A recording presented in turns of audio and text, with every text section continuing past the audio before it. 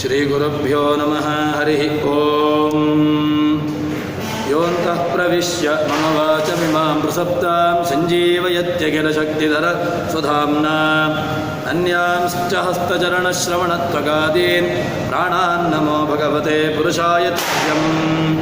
ಭವತ್ಯದುನುಭಾವಾದಿಡಮೋ ಕೋಪಿ ವಾಗ್ಮಿ ಜಡಮತಿರಪಿ ಜಂತುರ್ಜಾಯತೆ ಪ್ರಾಜ್ಞಮೌಲಿಃ. ಸಕಲವಚನಚೇತೋ ದೇವತಾ ಭಾರತೀ ಸಾ ಮಮ ವಚಸಿ ದತ್ತಾಂ ಸನ್ನಿಧಿಂ ಮಾನಸೇ ಚ. ತಪೋ ವಿದ್ಯಾ ವಿರಕ್ತ್ಯಾದಿ ಸದ್ಗುಣೋ ಘಾಕರಾನಹಂ ಸ್ವಾದಿರಾಜಗುರೂನ್ ವಂದೇ ಹಯಗ್ರೀವ ಪದಾಶ್ರಯಾನ್. ಪೂಜ್ಯಾಯ ರಾಘವೇಂದ್ರಾಯ ಸತ್ಯಧರ್ಮರತಾಯ ಚ ಭಜತಾಂ ಕಲ್ಪವೃಕ್ಷಾಯ ನಮತಾಂ ಕಾಮಧೇನವೇ. ಬ್ರಹ್ಮಚರ್ಯ ಹರಿಪ್ರೇತಸ ವಿದ್ಯಾವಾದಶಾಲಿನಃ ಇಷ್ಟದಾನ್ ಕಷ್ಟಹರ್ತೃನ್ನಃ ವಿದ್ಯಾಮಾನ್ಯಾನ್ ಮುನೀನ್ ನುಮಃ. ಶ್ರೀಗುರುಭ್ಯೋ ನಮಃ.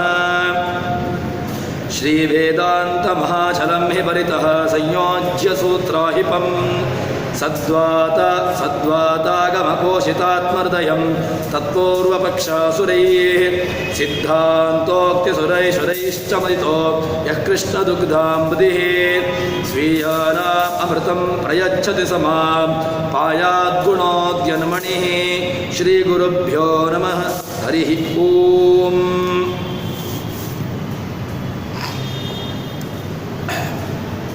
ದೇವರ ಆಜ್ಞೆಯನ್ನು ಪುರಸ್ಕರಿಸಿ ಆರಂಭದಲ್ಲಿ ಶೇಷದೇವರ ಅವತಾರವಾಗ್ತದೆ. ಶೇಷದೇವರು ಆ ಅವತಾರವನ್ನು ಯಾಕೆ ಮಾಡಿದ್ರು ಅಂತ ಕೇಳಿದರೆ ಅದನ್ನು ವಾದಿರಾಜರು ವಿಶ್ಲೇಷಿಸುವಂತಹ ಒಂದು ಶೈಲಿ ಹೇಗಿದೆ ಅಂತ ಕೇಳಿದರೆ, ಸಂಪ್ರೇಷಯತಿ ಸ್ಮ ನರೈರ್ನರೇಂದ್ರ ಶಯ್ಯಾಂ ಸ್ವಕೀಯಾಂ ಪುರತಃ ಪ್ರಯಾಣಿ. ಒಬ್ಬ ಉತ್ತಮ ಅಧಿಕಾರಿಯಾಗಿರತಕ್ಕಂಥವನು ಅವರು ತಾವು ಒಂದು ಸ್ಥಳವನ್ನು ಹೋಗುವುದಕ್ಕಿಂತ ಮೊದಲು ಅಲ್ಲಿಗೆ ಅದಕ್ಕಿಂತ ಮೊದಲು ಅವರ ಭೃತ್ಯರು ಸೇವಕರು ಹೋಗಿ ಆ ಸ್ಥಳವನ್ನು ಪರಿಶೀಲನೆ ಮಾಡುವಂತಹ ಒಂದು ಸಂಪ್ರದಾಯ ಅದು ಇರುವಂತಹದ್ದು. ಅದೇ ರೀತಿಯಾಗಿ ಇಲ್ಲಿ ಭಗವಂತ ಇನ್ನು ಮುಂದೆ ತಾನು ಆ ದೇವಕಿಯ ಆ ಗರ್ಭದಲ್ಲಿ ತಾನು ಇನ್ನು ಮುಂದೆ ಅವತಾರವನ್ನು ಮಾಡಲಿಕ್ಕಿದ್ದಾನೆ. ಅದಕ್ಕಿಂತ ಮೊದಲು ಭಗವಂತ ಏನು ಮಾಡ್ತಾನೆ ಅಂತ ಕೇಳಿದರೆ, ತಾನು ಅವತಾರ ಮಾಡತಕ್ಕಂತಹ ಆ ಗರ್ಭ ಗೃಹ ಅಥವಾ ಅದು ಶುದ್ಧಿಗೊಳಿಸತಕ್ಕಂತಹ ಪ್ರಕ್ರಿಯೆಗೋಸ್ಕರವಾಗಿ ಆರಂಭದಲ್ಲಿ ಆ ಶೇಷದೇವರು ಅವತಾರವನ್ನು ಮಾಡಿದರು ಎಂಬುದಾಗಿ ಆ ರೀತಿಯಾಗಿ ಒಂದು ಚಿಂತನೆಯನ್ನು ವಾದಿರಾಜರು ನಮಗೆ ನೀಡುತ್ತಾರೆ. ತದನಂತರದಲ್ಲಿ ಹೇಳ್ತಾರೆ, ಕೇಶಾತ್ಮನಾ ಸಹನ್ನಿಹಿತಸ್ತಸ್ಮಿನ್ ಶ್ರೀಶೋಗ್ರಜತ್ವಂ ಸ್ವಯಮೇವ ನೂನಾ ದತ್ತೇ ವಿದತ್ತೇ ಬಲಭದ್ರಮಾಶು ನಿತ್ಯಂ ಸ್ವಮಾತೃ ಸುಖಂ ಸುಖಾತ್ಮ. ಭಗವಂತ ಅವತಾರವನ್ನು ಮಾಡತಕ್ಕಂತಹ ಸಂದರ್ಭದಲ್ಲಿ ಹೇಗೆ ಅಂತ ಕೇಳಿದರೆ, ಇದಕ್ಕೊಂದು ವಾದಿರಾಜರು ಆ ಒಂದು ಪ್ರಶ್ನೆಯನ್ನು ಮಾಡಿ ತಾವು ಉತ್ತರವನ್ನು ನೀಡ್ತಾರೆ. ಹೇಗೆ ಅಂತ ಕೇಳಿದರೆ, ಭಗವಂತನಿಗಿಂತ ಉತ್ತಮನಾಗಿರ್ತಕ್ಕಂತಹ ಒಬ್ಬ ಅಧಿಕಾರಿ ಇಲ್ಲ. ಯಾಕೆ ಅಂತ ಹೇಳಿದರೆ, ಸರ್ವೋತ್ತಮನಾಗಿರ್ತಕ್ಕಂತಹ ಭಗವಂತ ಮಾತ್ರ. ಆ ಭಗವಂತ ಅದನ್ನು ಚಿಂತನೆ ಮಾಡುವಾಗ ಭಗವಂತನಿಗಿಂತ ಉತ್ತಮ ಯಾರಿಲ್ಲ. ಆದರೆ ಭಗವಂತ ಆರಂಭದಲ್ಲಿ ಬರಬೇಕಿತ್ತು.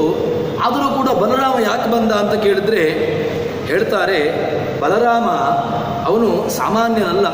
ಮತ್ತೇನು ಅಂತ ಕೇಳಿದರೆ, ಬಲಭದ್ರ ಅವನಲ್ಲಿ ಭಗವಂತನ ಶುಕ್ಲಕೇಶದ ಆವೇಶ, ಅಂದರೆ ಭಗವಂತನ ಶುಕ್ಲಕೇಶದ ಆವೇಶ ಅವನಲ್ಲಿದೆ. ಅಂದರೆ ಏನಾಯಿತು, ಬಲಭದ್ರನಲ್ಲಿ ಭಗವಂತನ ವಿಶೇಷವಾಗಿರ್ತಕ್ಕಂತಹ ಸನ್ನಿಧಾನ ಇದೆ ಅಂತ ಸಿದ್ಧ ಆಯಿತು. ಮತ್ತು ಅದರಿಂದ ಏನಾಯಿತು, ಹಿರಿಯ ಅಂತ ಆಗ್ತಾನೆ. ಭಗವಂತನಿಗಿಂತ ಹಿರಿಯ ಅಂತ ಅಲ್ಲ, ಆದರೂ ಕೂಡ ಜಗತ್ತಿಗೆ ಅವನು ಆರಂಭದಲ್ಲಿ ನಮ್ಮಲ್ಲಿ ರೂಢಿ ಇದೆಯಲ್ವ, ಯಾರು ಮೊದಲಿಗೆ ಹುಟ್ಟುತ್ತಾನೋ ಅವನು ಅಣ್ಣ ಅಂತ ಹೇಳಿಕೊಂಡು, ತದನಂತರ ಹುಟ್ಟಿದವ ಅವನು ತಮ್ಮ ಎಂಬುದಾಗಿ ಹೇಗೆ ರೂಢಿ ಇದೆಯೋ ಅದೇ ರೀತಿಯಾಗಿ ಭಗವಂತ ಜಗತ್ತಿನಲ್ಲಿರತಕ್ಕಂತಹ ರೂಢಿಯನ್ನು ಅದನ್ನು ಪುರಸ್ಕರಿಸಿಕೊಂಡು ಏನು ಮಾಡ್ತಾನೆ ಅಂತ ಕೇಳಿದರೆ ತಾನು ಆರಂಭದಲ್ಲಿ ಶೇಷದೇವರು ಬಲರಾಮ ಹುಟ್ಟುತ್ತಾನೆ.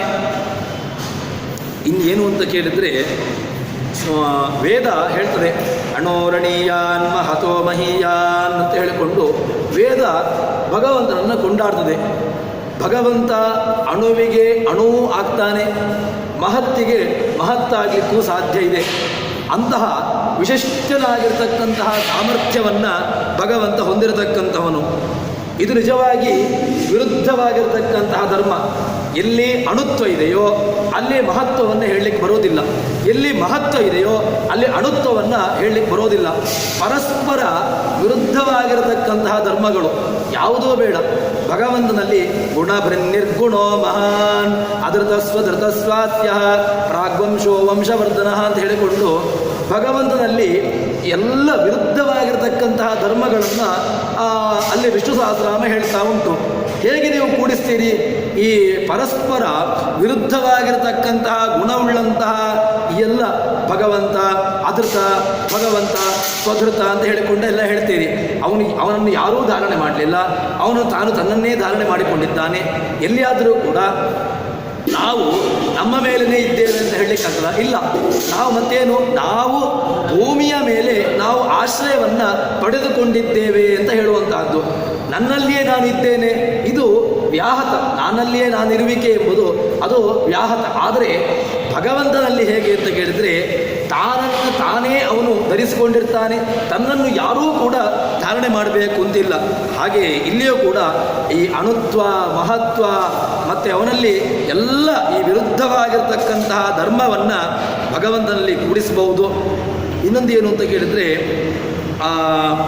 ಯಾವುದಾದ್ರೂ ಒಂದು ವಸ್ತುವನ್ನು ನಾವು ನೋಡಿದಾಗ ಅದರ ಒಳಗಡೆ ಒಂದು ಭಗವಂತನ ವಿಶಿಷ್ಟವಾಗಿರತಕ್ಕಂಥ ಒಂದು ಅಂಶ ಇದೆ, ಅಥವಾ ಅವನಲ್ಲಿ ಭಗವಂತ ವಿಶಿಷ್ಟನಾಗಿ ಸನ್ನಿಹಿತನಾಗಿದ್ದಾನೆ ಎಂಬುದಾಗಿ ನಮಗೆ ಅದು ತಿಳಿಯುವಂತಹದ್ದು. ಈ ಒಂದು ಎಲ್ಲ ನಿಮಿತ್ತಗಳನ್ನು ಇಟ್ಟುಕೊಂಡು ಏನು ಮಾಡ್ತಾನೆ ಅಂತ ಕೇಳಿದರೆ ತಾನು ಭಗವಂತ ಮತ್ತೆ ಬರ್ತಾನೆ, ತದನಂತರದಲ್ಲಿ ಈ ಭಗವಂತ ಅವತಾರವನ್ನು ಮಾಡ್ತಾನೆ ಎಂಬುದಾಗಿ ವಾದಿರಾಜರು ವಿಶ್ಲೇಷಣೆಯನ್ನು ಮಾಡ್ತಾರೆ. ಬಲಾತ್ ಪ್ರಗೃಹ್ಯ ಸ್ವಕಪಾಟವಾಲೋ ನಿಶಾಚರೋ ಭೂತಲಮೇ ತ್ರಿದೃಪ್ತೋ ಧೃತಸ್ಕರೌ ತೌ ವಿನಿಹತ್ಯ ವಿಷ್ಣುರ್ನಿಜೌ ನಿನೇಶನ್ಯವಗಾಂತೋ ಭೂತ್. ವಾದಿರಾಜರು ಮತ್ತೆ ತಾವು ಅದನ್ನು ಹೇಳ್ತಾರೆ. ಈಗ ಭಗವಂತನನ್ನು ಕಳ್ಳ ಅಂತ ಇಲ್ಲಿ ಅವರು ಹೇಳ್ತಾ ಇದ್ದಾರೆ. ವಾದಿರಾಜರು ಭಗವಂತನನ್ನು ಕಳ್ಳ ಅಂತ ಹೇಳುವಂಥದ್ದು ಎಷ್ಟು ಸಮಂಜಸ. ಯಾಕೆ ಅಂತ ಕೇಳಿದರೆ ಭಗವಂತ ಯಾವ ರೀತಿಯಾಗಿರ್ತಕ್ಕಂತಹ ಚೋರತ್ವ ಯಾರೂ ಬೇಡ. ನಾವು ಮಹಾಭಾರತವನ್ನು ನೋಡಿದಾಗ ಮಹಾಭಾರತದಲ್ಲಿ ಶಿಶುಪಾಲ ದಂತಭಕ್ತರು ಭಗವಂತನನ್ನು ಎಲ್ಲೂ ಕೂಡ ಕೇವಲ ಒಬ್ಬ ಕಳ್ಳ, ಚೋರ ಅಂತ ಹೇಳಿಕೊಂಡು ಯಾರೂ ಕೂಡ ಅವನನ್ನು ಕರೆದದ್ದಿಲ್ಲ. ಮತ್ತು ಗೋಪಿಕಾಸ್ತ್ರೀಯರಾದರೂ ಕೂಡ ಭಗವಂತನನ್ನು ಚೋರ, ಜಾರ ಅಂತ ಹೇಳಿಕೊಂಡಾದರೂ ಉಪಾಸನೆ ಮಾಡಿದ ನಮಗೆ ಕಾಣಬಹುದು. ಆದರೆ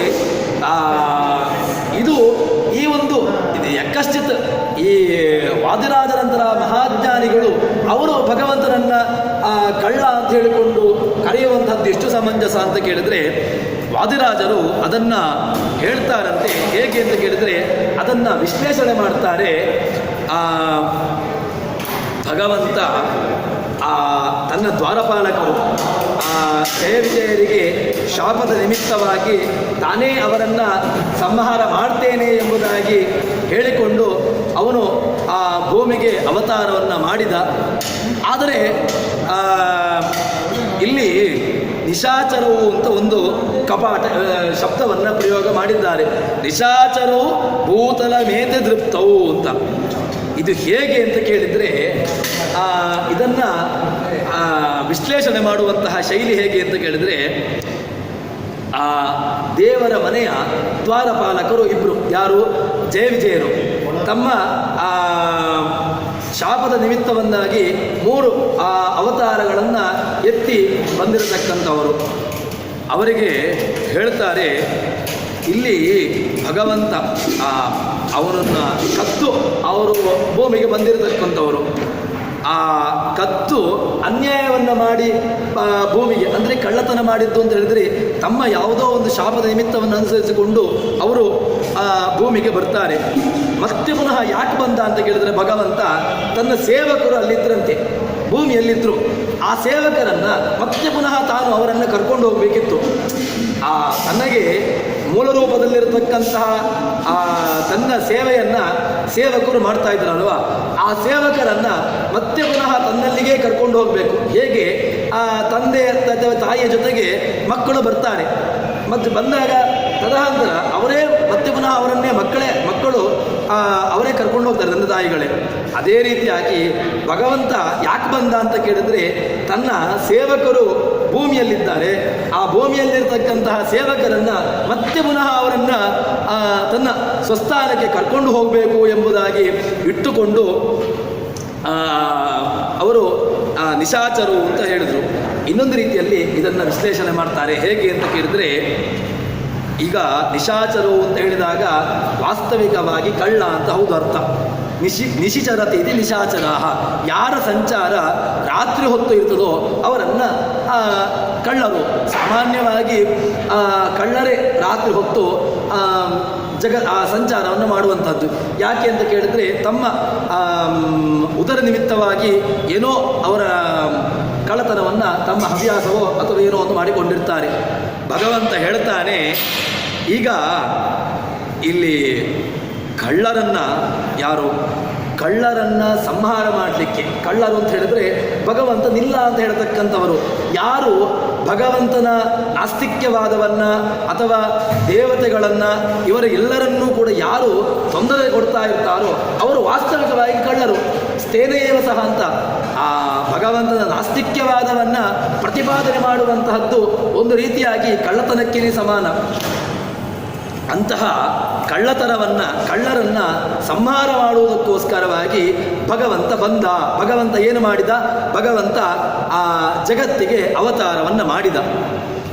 ಇನ್ನೊಂದು ಏನು ಅಂತ ಕೇಳಿದರೆ, ಈ ವಾದಿರಾಜರು ಈ ನಿಶಾಚರು ಅಂತ ಹೇಳಿದ್ರಿಂದಾಗಿ ನಮ್ಮಂತಹ ಸಜ್ಜನರು ಅಂತಲೇ ಇದ್ರೂ ಕೂಡ ಜ್ಞಾನಿಗಳು ಯಾವ ಕಾಲಕ್ಕೂ ಕೂಡ ಭಗವಂತನನ್ನು ಚೋರ ಎಂಬ ಶಬ್ದದಿಂದ ಹೇಳಲೇಬಾರ್ದು. ಯಾಕೆ ಅಂತ ಕೇಳಿದರೆ, ಈ ಚೋರತ್ವೋಪಾಸನೆ ಅಥವಾ ಜಾರತ್ವೋಪಾಸನೆ ಇದ್ಯಾವುದೂ ಕೂಡ ಅದು ನಮಗೆ ವಿಹಿತವಾಗಿರತಕ್ಕಂಥದ್ದಲ್ಲ. ಭಗವಂತನಲ್ಲಿ ಚೋರ ಜಾರ, ನಮಗೆ ಭಗವಂತನಲ್ಲಿ ಗುಣಪೂರ್ಣನಾಗಿರ್ತಕ್ಕಂತಹ ಭಗವಂತನಲ್ಲಿ ಈ ಒಂದು ಯಕಶ್ಚಿತ ಆಗಿರ್ತಕ್ಕಂತಹ ಗುಣಗಳನ್ನು ನಾವು ಅದನ್ನು ಚಿಂತನೆ ಮಾಡಬೇಕಾಗಿಲ್ಲ. ಮತ್ತು ಏನು ಕೇಳಿದರೆ, ಈ ಏನು ಮುಂದೆ ಆ ಚೋರ ಅಂತ ಹೇಳಿಕೊಂಡು ಭಗವಂತನನ್ನು ಯಾರು ಕರೀತಾರೆ ಅದು ಯಾವ ಕಾಲಕ್ಕೂ ಕೂಡ ಸಮಂಜಸ ಅಲ್ಲ ಎಂಬುದನ್ನು ತೋರಿಸಿಕೊಡುವುದಕ್ಕಾಗಿ ರಾಜರು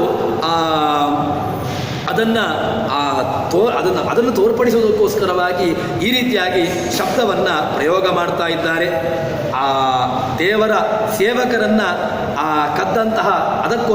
ಕದ್ದದ್ದ ದೋಷಕ್ಕೋಸ್ಕರವಾಗಿ ಅವರನ್ನು ಸಂಹಾರ ಮಾಡುವುದಕ್ಕೋಸ್ಕರವಾಗಿ ಭಗವಂತ ತಾನೇ ಅವರನ್ನು ಕರ್ಕೊಂಡು ಹೋಗುವುದಕ್ಕೋಸ್ಕರವಾಗಿ ಕೃಷ್ಣ ರೂಪದಲ್ಲಿ ಭಗವಂತ ಅವತಾರವನ್ನು ಮಾಡಿದ ಎಂಬಂತಹ ವಿಶಿಷ್ಟ ಅಂಶವನ್ನು ರಾಜರು ಹೇಳ್ತಾರೆ. ಸರಿ, ಈಗ ಭಗವಂತ ಇಷ್ಟು ಆಯಿತು. ಏನಾಯಿತು ಅಂತ ಕೇಳಿದರೆ, ಭಗವಂತ ಹುಟ್ಟಿದ ಅಂತ ಆಯಿತು. ಭಗವಂತ ಹುಟ್ಟಿದ ಅಂತ ಹೇಳಿದರೆ ಮತ್ತೆ ಪುನಃ ನಮಗೆ ಸಮಸ್ಯೆಗಳು ಬರ್ತದೆ. ಏನು ಅಂತ ಕೇಳಿದರೆ, ವಾಸ್ತವಿಕವಾಗಿ ಯಾವುದೇ ಗರ್ಭವಾಸಾದಿ ದುಃಖಗಳಿಲ್ಲದಿರತಕ್ಕಂತಹ, ಗರ್ಭವಾಸಾದಿ ದುಃಖಗಳು ಯಾರಿಗೆ? ನಮ್ಮಂತಹ ಜೀವರಾಶಿಗಳಿಗೆ ಮಾತ್ರ. ಗರ್ಭವಾಸ ಎಂಬುದು ಅದು ಅತ್ಯಂತ ಕಷ್ಟದಿಂದ ಇರತಕ್ಕಂತಹದ್ದು. ಯಾವ ಕಾಲಕ್ಕೂ ಕೂಡ ಗರ್ಭವಾಸವನ್ನು ಸುಖ ಅಂತ ಯಾರೂ ಕೂಡ ಕರೆದಿಲ್ಲ. ಆದರೆ ಭಗವಂತ ಗರ್ಭವಾಸವನ್ನು ಅನುಭವಿಸಿದ ಅಂತ ಹೇಳಿದರೆ ಈ ಎಲ್ಲ ದೋಷಗಳು ಉಂಟಲ್ವ ಅಂತ ಹೇಳಿದರೆ ಅದಕ್ಕೆ ಹೇಳ್ತಾರೆ, ನಗರ್ಭವಾಸೋ ನಿರ್ಮಲಸ್ಯೇತ್ಯ ಅದೋ ಬುಧಾನ್ ಬೋಧಯಿತುಂ ಹೃದೇವ ಫಣೀಶ್ವರಂ ಗರ್ಭಗತಂ ವಿದಾಯ ಪುನಃಸ್ವಯಂ ಸನ್ನಿಹಿತೋ ಬಭೂವ. ಭಗವಂತನಿಗೆ ಗರ್ಭವಾಸ ಇಲ್ಲ. ಗರ್ಭವಾಸಾದಿಗಳು ಜೀವರಾಶಿಗಳಿಗೆ. ಗರ್ಭವಾಸ ಭಗವಂತನಿಗೆ, ಲಕ್ಷ್ಮೀದೇವಿಗೆ, ಭಾರತೀ ದೇವಿಗೆ, ಪ್ರಾಣದೇವರಿಗೆ, ಇವರ ಯಾರಿಗೂ ಕೂಡ ಗರ್ಭವಾಸಾದಿ ದುಃಖಗಳು ಯಾವ ಕಾಲಕ್ಕೂ ಇಲ್ಲ. ಅಂತಹ ಗರ್ಭವಾಸ ಇಲ್ಲದೇ ಇರತಕ್ಕಂತಹ ಭಗವಂತನಿಗೆ ಇಲ್ಲಿ ಗರ್ಭವಾಸ ಉಂಟು ಅಂತ ಹೇಳಿದರೆ ಇಲ್ಲ, ಅದನ್ನು ಹೇಳ್ತಾರೆ ನಗರ್ಭವಾಸೋ ಮಮ. ಗರ್ಭವಾಸವಾಗಲಿ, ಆ ಗರ್ಭದಲ್ಲಿ ಬಂದು 9 ತಿಂಗಳು ಕೂತು ಆ 9 ತಿಂಗಳ ನಂತರ ಆ ಗರ್ಭದಿಂದ ಹೊರಕ್ಕೆ ಬರುವಂತಹ ಪ್ರಕ್ರಿಯೆ ನನಗೆ ಯಾವ ಕಾಲಕ್ಕೂ ಇಲ್ಲ. ಆ ರೀತಿಯಾಗಿ ಯಾವ ಕಾಲಕ್ಕೂ ಕೂಡ ಚಿಂತನೆಯನ್ನು ಮಾಡಬೇಡಿ. ಮತ್ತೇನು ಕೇಳಿದ್ರೆ ಮಮ ನಿರ್ಮಲಸ್ಯ, ನಾನು ನಿರ್ಮಲನಾಗಿರ್ತಕ್ಕಂಥವನು. ಭಗವಂತ ಯಾವುದೇ ರೀತಿಯಾಗಿರ್ತಕ್ಕಂತಹ ದೋಷಗಳಿಲ್ಲ. ಮಲ ರಹಿತನಾಗಿರ್ತಕ್ಕಂಥವನು ಯಾರು ಅಂತ ಕೇಳಿದರೆ ಅದು ಭಗವಂತ. ಆ ನಿರ್ಮಲನಾಗಿರ್ತಕ್ಕಂತಹ ನಿತ್ಯ ಮುಕ್ತ ನಿತ್ಯ ಸ್ವತಂತ್ರನಾಗಿರ್ತಕ್ಕಂತಹ ಭಗವಂತನಿಗೆ ಇದನ್ನು ಯಾರಿಗೆ ಹೇಳಬೇಕಿತ್ತು? ಈ ಜಗತ್ತಿನಲ್ಲಿರ್ತಕ್ಕಂತಹ ಜನರಿಗೆ ಇದನ್ನು ತಿಳಿಸಬೇಕಿತ್ತು. ತಿಳಿಸಿಕೊಡುವುದಕ್ಕೋಸ್ಕರವಾಗಿ ಭಗವಂತ ಏನು ಮಾಡ್ತಾನೆ ಅಂತ ಕೇಳಿದರೆ ಮೊದಲಿಗೆ ತನ್ನ ಹಾಸಿಗೆಯಾಗಿರ್ತಕ್ಕಂತಹ ಶೇಷನನ್ನು ಕಳಿಸ್ತಾನಂತೆ. ಶೇಷನನ್ನು ಆ ಗರ್ಭದಲ್ಲಿ ಕಳಿಸ್ತಾನೆ. ಆ ಶೇಷದೇವರು ಆ ಗರ್ಭಕ್ಕೆ ಬಂದು ತದನಂತರದಲ್ಲಿ ಆ ಗರ್ಭವಾಸವನ್ನು ತಾನು ಅಂದರೆ ಗರ್ಭದಲ್ಲಿ ತಾನಿರ್ತಾರೆ. ಗರ್ಭವನ್ನು ಶುದ್ಧಿ ಮಾಡ್ತಾರೆ. ಶುದ್ಧಿ ಮಾಡಿದ ಮೇಲೆ ಏನಾಯಿತು ಅಂತ ಕೇಳಿದರೆ ತದನಂತರದಲ್ಲಿ ಅಲ್ಲಿ ಭಗವಂತ ಬರುವಂತಹದ್ದು. ಅದೇ ರೀತಿಯಾಗಿ ಆ ಗರ್ಭಕ್ಕೆ ಹೋಗಿ ಆ ಶೇಷದೇವರು ಹೋಗಿ ಅಲ್ಲಿಂದ ಅವರು ಹೋದ ಮೇಲೆ ಭಗವಂತ ಆ ಗರ್ಭಕ್ಕೆ ತಾನು ಪ್ರವೇಶವನ್ನು ಮಾಡ್ತಾನೆ. ಹೇಗೆ ಅಂತಂದರೆ ಪ್ರತಿಮೆಯಲ್ಲಿ ಭಗವಂತ ನಿರ್ತಾನೆ. ನ ಪ್ರತ್ಯೇಕೇ ನಹಿ ಸಹ ಅಂತ ವ್ಯಾಸರ ಸೂತ್ರ. ಪ್ರತೀಕವೇ ದೇವರಲ್ಲ, ಪ್ರತ್ಯೇಕದಲ್ಲಿ ದೇವರು. ಸಪ್ತಮಿ ವಿಭಕ್ತಿ ಆ ಭೇದವನ್ನು ತೋರಿಸ್ತದೆ. ಪ್ರತ್ಯೇಕದಲ್ಲಿ ಸನ್ನಿಹಿತನಾಗಿರ್ತಕ್ಕಂಥವನು ಭಗವಂತ ಅಂತ. ಇಲ್ಲಿ ಏನಾಯಿತು ಅಂತ ಹೇಳಿದ್ರೆ ಗರ್ಭದಲ್ಲಿ ಭಗವಂತ ಅಂದರೆ ಏನಾಯಿತು? ಗರ್ಭ ಬೇರೆ ಆಯಿತು, ಭಗವಂತ ಬೇರೆಯೇ ಆದ. ಅಂದರೆ ಗರ್ಭದಲ್ಲಿರ್ತಕ್ಕಂತಹ ಯಾವುದೇ ರೀತಿಯಾಗಿರ್ತಕ್ಕಂತಹ ದುಃಖವಾಗಲಿ ಅಥವಾ ಇನ್ನಿತರ ಯಾವುದೇ ಕ್ಲೇಶವಾಗಲಿ ಅವನಿಗಿಲ್ಲ ಎಂಬುದು ಅದು ಸ್ಪಷ್ಟವಾಗಿ ಗೊತ್ತಾಯಿತು. ಪ್ರತಿಮೆ ಒಂದು ವೇಳೆ ಕಪ್ಪಾಯಿತು ಅಂತ ಇಟ್ಟುಕೊಳ್ಳುವ. ಪ್ರತಿಮೆ ಸಹಜವಾಗಿ ಯಾವುದೋ ಒಂದು ಸಾಲಿಗ್ರಾಮ ಶಿಲೆಯೋ ಅಥವಾ ಇನ್ನಿತರ ಯಾವುದೋ ಪಂಚಲೋಹದ ಶಿಲೆಯೋ ಅಥವಾ ಇನ್ನಿತರ ಲೋಹ ಹೀಗೆ ಬೇರೆ ಬೇರೆ ಶಿಲೆಯನ್ನು ಹೇಳ್ತಾರೆ. ಆ ರೀತಿಯಾಗಿರ್ತಕ್ಕಂತಹ ಶಿಲೆಯಲ್ಲಿ ಏನೋ ಒಂದು ಕಲೆ ಆಯಿತು ಅಂತ ಇಟ್ಟುಕೊಳ್ಳುವ. ಅಥವಾ ಕಲೆ ಅಥವಾ ಆ ದೇವರ ವಿಗ್ರಹದಲ್ಲಿ ಭಿನ್ನ ಬಂತು ಅಂತ ಇಟ್ಟುಕೊಳ್ಳುವ. ಭಿನ್ನ ಬಂತು ಅಂತ ಹೇಳಿದಾಗ ದೇವರು ಭಿನ್ನನಾದ ಅಂತ ಹೇಳ್ತೇವೆ? ಇಲ್ಲ, ದೇವರ ಪ್ರತಿಮೆ ಭಿನ್ನವಾಯಿತಷ್ಟೇ. ದೇವರಿಗೆ ಯಾವುದೇ ರೀತಿಯಾಗಿರ್ತಕ್ಕಂತಹ ಅವನ ಕೈ ತುಂಡಾಯಿತು, ಅವನ ಕಾಲು ತುಂಡಾಯಿತು, ಅವನ ಕಣ್ಣು ಹೋಯಿತು, ಇಲ್ಲ, ಸಾಧ್ಯವೇ ಇಲ್ಲ. ಏನಾಯಿತು ಅಂತ ಕೇಳಿದರೆ ಆ ಪ್ರತಿಮೆಯಲ್ಲಿ ಸನ್ನಿಹಿತವಾಗಿರ್ತಕ್ಕಂತಹದ್ದು ಏನು ಪ್ರತಿಮೆಯಲ್ಲಿ ಭಿನ್ನಗಳು ಬರ್ಬೋದು. ಅದರ ಒಳಗಿರತಕ್ಕಂತಹ ಭಗವಂತನಿಗೆ ಯಾವುದೇ ರೀತಿಯಾಗಿರ್ತಕ್ಕಂತಹ ದೋಷವನ್ನು ಕಲ್ಪನೆ ಮಾಡಲಿಕ್ಕೆ ಬರೋದೇ ಇಲ್ಲ, ಅದನ್ನಿಲ್ಲ ಎಂಬುದನ್ನು ಪುನಃ ಸ್ವಯಂ ಸನ್ನಿಹಿತೋ ಬಭೂವ ಫಣೀಶ್ವರಂ ಗರ್ಭಗತಂ ವಿದಾಯ. ಫಣೀಶ್ವರ ಯಾರು? ಶೇಷನನ್ನು ಆ ಗರ್ಭದಲ್ಲಿ ಇಟ್ಟು ತದನಂತರದಲ್ಲಿ ಭಗವಂತ ಆ ಗರ್ಭವನ್ನು ಶುದ್ಧ ಮಾಡಿದ ಮೇಲೆ ತಾನು ಅಲ್ಲಿ ಅವತಾರವನ್ನು ಎತ್ತುತ್ತಾನೆ ಎಂಬುದನ್ನು ಹೇಳ್ತಾರೆ. ಗರ್ಭೇಪಿ ಅದಭ್ರಮ ಅಪರ ಸುಖಾಯಿಕಮೂರ್ತಿ ಅಭ್ಯೇತ್ಯ ಪದ್ಮಾಸನ ಮುಖ್ಯದೇವಾ ಗೀಭಿ ಭವದ್ಗರ್ಭ ನಿವಾಸಜಾರ್ತಿ ನಿರ್ಭಂಗ ಸಿದ್ಧರ್ಥಂ ಇವಾಸ್ತುವಂತಂ. ರಾಜರು ಹೇಳ್ತಾರೆ, ಭಗವಂತ ಬ್ರಹ್ಮಾದಿ ದೇವತೆಗಳು ಸ್ತೋತ್ರವನ್ನು ಮಾಡ್ತಾರೆ. ಭಗವಂತ ಆ ಗರ್ಭವನ್ನು ಪ್ರವೇಶ ಮಾಡ್ತಾನೆ. ಅಲ್ಲಿ ನೋಡ್ತಾರಂತೆ ಭಗವಂತ ಆನಂದಮಯನಾಗಿದ್ದಾನೆ. ಗರ್ಭದಲ್ಲಿ ವಾಸ್ತವಿಕವಾಗಿ ನಮಗೆ ಗೊತ್ತಿಲ್ಲ, ಆದರೆ ಭಾಗವತಾದಿ ಪುರಾಣಗಳನ್ನು ನೋಡಿದಾಗ ಗರ್ಭವಾಸ ಎಂಬುದನ್ನು ದುಃಖ ಅಂತ ನಾವು ತಿಳ್ಕೊಳ್ಬೋದು. ಆ ಗರ್ಭದಲ್ಲಿರ್ತಕ್ಕಂಥ ದುಃಖವನ್ನು ನಾವು ಸ್ವಯಂ ಅನುಭವಿಸಿರ್ತೇವೆ, ಆದರೆ ನಮಗೆ ಅದರ ಜ್ಞಾನ ಇರುವುದಿಲ್ಲ. ಆದರೆ ಆ ಜ್ಞಾನ ಹೇಗೆ ಬಂತು ಅಂತ ಕೇಳಿದರೆ ಆ ಪುರಾಣಗಳಿಂದ ನಮಗೆ ಆ ದುಃಖವನ್ನು ಉಂಟು ಎಂಬುದನ್ನು ಪುರಾಣಗಳು ನಮಗೆ ತಿಳಿಸಿಕೊಟ್ಟಿವೆ. ಆದರೆ ಇಲ್ಲಿ ಹೇಳ್ತಾ ಇದ್ದಾರೆ, ಆ ದೇವಕಿಯ ಗರ್ಭದಲ್ಲಿರ್ತಕ್ಕಂತಹ ಭಗವಂತನನ್ನು ಬ್ರಹ್ಮಾದಿ ದೇವತೆಗಳು ನೋಡ್ತಾ ಇದ್ದಾರಂತೆ. ಭಗವಂತ ಹೇಗಿದ್ದಾನೆ ಅಂತ ಕೇಳಿದರೆ ಆನಂದಮಯನಾಗಿದ್ದಾನಂತೆ.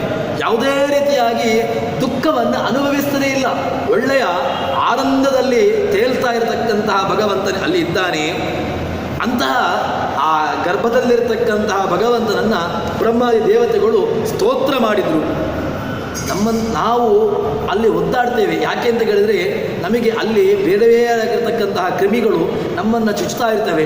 ಇನ್ನು ನಮಗೆ ತಾಯಿ ಯಾವ ಸಂದರ್ಭದಲ್ಲಿ, ಕೆಲವು ಸಂದರ್ಭದಲ್ಲಿ ಅವಳು ಖಾರವಾಗಿರ್ತಕ್ಕಂತಹ ಪದಾರ್ಥವನ್ನು ಅಥವಾ ಇನ್ನಿತರ ಯಾವುದೋ ಪದಾರ್ಥವನ್ನು ಸ್ವೀಕಾರ ಮಾಡಿದಾಗ ನಮಗೆ ಒಳಗೆ ದುಃಖ ಅದು ಆಗ್ತಾ ಇರ್ತದೆ. ಆದರೆ ಭಗವಂತನಿಗೆ ಯಾವುದೇ ರೀತಿಯಾಗಿ ದುಃಖವಿಲ್ಲ ಅಂತ. ಸಾತ್ವಿಕರು ಗರ್ಭವಾಸದಿಂದ ಬಹಳವಾಗಿರತಕ್ಕಂತಹ ಅವನನ್ನು ಬ್ರಹ್ಮಾದಿ ದೇವತೆಗಳು ಸ್ತೋತ್ರ ಮಾಡ್ತಾರೆ. ಹೇಗೆ ಅಂತ ಕೇಳಿದರೆ, ಗೀರ್ಪಿ ಭವದ್ ಗರ್ಭ ನಿವಾಸಜಾರ್ತಿ ನಿರ್ಭಂಗ ಸಿದ್ಧ್ಯರ್ಥಂ. ದೇವರೇ ಭಗವಂತ, ನಿನ್ನನ್ನು ನಂಬಿರತಕ್ಕಂತಹ ಸಾತ್ವಿಕರಾಗಿರ್ತಕ್ಕಂತಹ ಜೀವರಾಶಿಗಳು ಭೂಮಿಯಲ್ಲಿದ್ದಾರೆ. ಅವರ ಗರ್ಭವಾಸವನ್ನು ಅಥವಾ ಅವರ ದುಃಖವನ್ನು ಪರಿಹರಿಸು ಅಂತ ಹೇಳಿಕೊಂಡು ಬ್ರಹ್ಮಾದಿಗಳು ಆ ಭಗವಂತನನ್ನು ಸ್ತೋತ್ರ ಮಾಡಿದ್ರು ಎಂಬುದಾಗಿ ಹೇಳ್ತಾ ಇದ್ದಾರೆ. ಅಂದರೆ ಏನಾಯಿತು, ಅವನಿಗೆ ಗರ್ಭವಾಸ ಇಲ್ಲ ಅಂತಾಯಿತು. ಇನ್ನೊಂದು ದೃಷ್ಟಾಂತವನ್ನು ಹೇಳ್ತಾರೆ, ಚೆನ್ನಾಗಿದೆ. ಅದು ಹೇಗೆ ಅಂತ ಕೇಳಿದರೆ, ಲೌಕಿಕ ದೃಷ್ಟಾಂತವನ್ನು ಹೇಳ್ತಾರೆ. ಒಬ್ಬ ಸೆರೆಮನೆಯಲ್ಲಿರ್ತಕ್ಕಂತಹ ಒಬ್ಬ ವ್ಯಕ್ತಿ ಸೆರೆಮನೆಗೆ ಯಾಕೆ ಹೋಗಿದ್ದಾನೆ? ಏನೋ ಒಂದು ಲೌಕಿಕವಾಗಿರ್ತಕ್ಕಂತಹ ತಪ್ಪನ್ನು ಮಾಡಿದ್ದಾನೆ, ಅವನು ಸೆರೆಮನೆಗೆ ಹೋಗಿದ್ದಾನೆ. ಸೆರೆಮನೆಗೆ ಹೋಗಿರತಕ್ಕಂತಹ ವ್ಯಕ್ತಿಗೆ ದುಃಖಗಳಿರುವಂತಹದ್ದು ಯಾಕೆ? ಸೆರೆಮನೆಯಲ್ಲಿ ಯಾವ ಅಧಿಕಾರಿ ಇದ್ದಾನೋ ಅವನಿಗೆ ಅವನ ಮನಸ್ಸನ್ನು ಪರಿವರ್ತನೆಯನ್ನು ಮಾಡಬೇಕು ಎಂಬಂತಹ ದೃಷ್ಟಿಯಿಂದಾಗಿ ಅವನಿಗೆ ಹೊಡೆಯುವಂತಹದ್ದು ಅಥವಾ ಅವನಿಗೆ ಯಾವುದೋ ರೀತಿಯಾಗಿರ್ತಕ್ಕಂತಹ ಕಷ್ಟವನ್ನು ಏನೋ ಅವನಿಗೆ ನೀಡ್ತಾ ಇರ್ತಾನೆ. ಅಂದರೆ ಏನಾಯಿತು, ಆ ಕಷ್ಟವನ್ನು ಯಾರು ಅನುಭವಿಸ್ತಾ ಇದ್ದಾನೆ?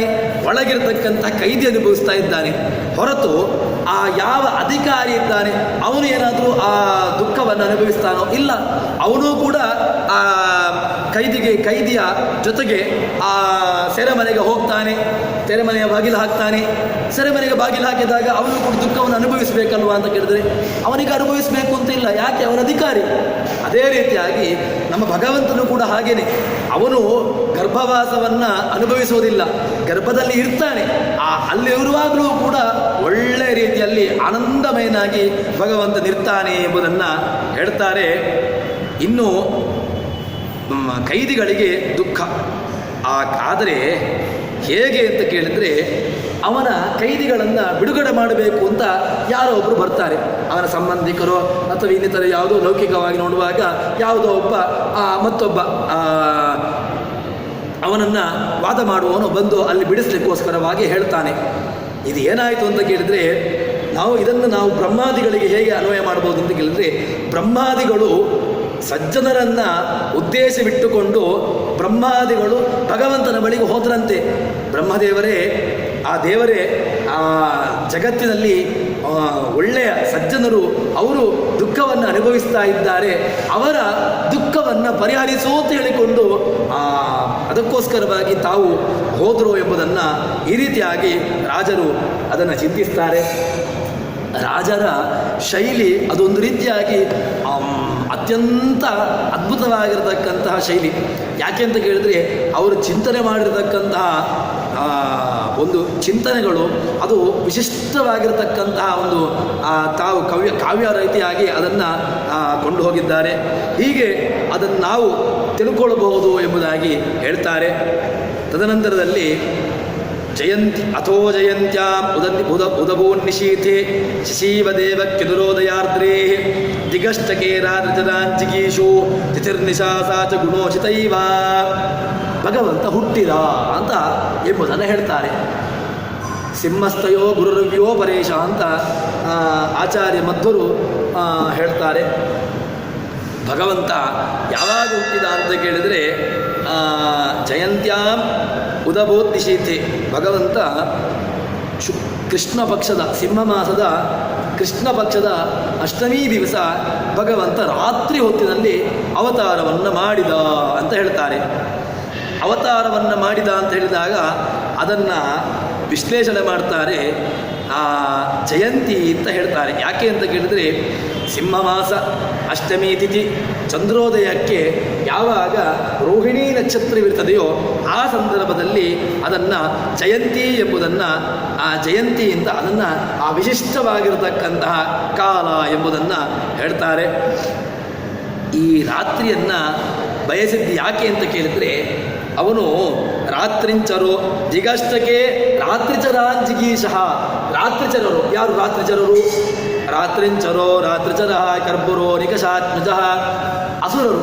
ಅವರು ರಾತ್ರಿಯಲ್ಲಿ ಸಂಚಾರವನ್ನು ಮಾಡುವವರು ಅಥವಾ ಸಜ್ಜನರಿಗೆ ತೊಂದರೆಯನ್ನು ನೀಡತಕ್ಕಂಥವರು.